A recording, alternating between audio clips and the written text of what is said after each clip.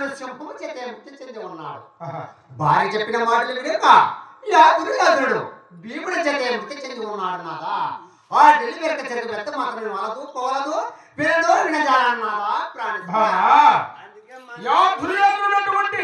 దుర్మార్గుడు నేను అనుకున్నావేమే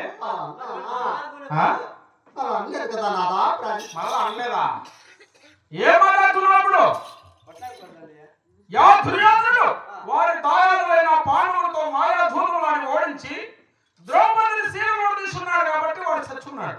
నేను అటువంటి దుర్మార్గునే? అటువంటి దుర్మార్గుడు అప్ప. ఏమనుకున్నావు నువ్వు? వాళ్ళకన్నా వాళ్ళ నాయన దుర్మార్గుడు.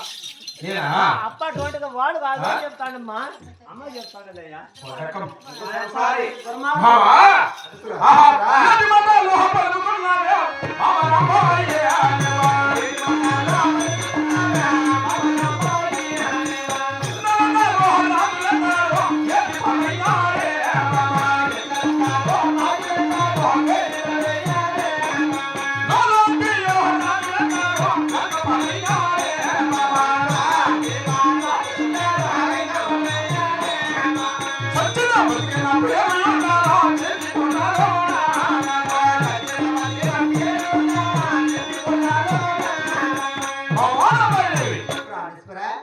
ఎందరందరూ రాజులు ఏడుపాలై ఉన్నారు.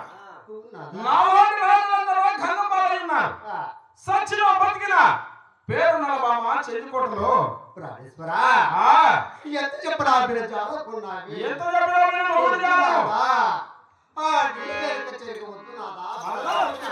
అందుకే దెబ్బలు పడేదా వద్దనే మాట మాట్లాడుతున్నా. అప్ప ఎంతగా దిగినాడు.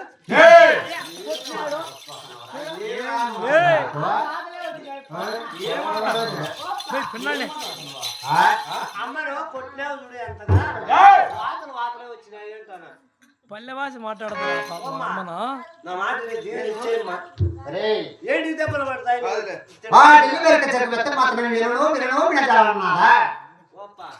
వినను వద్దు అనే మాట మాట్లాడుతూ చెప్పాడు.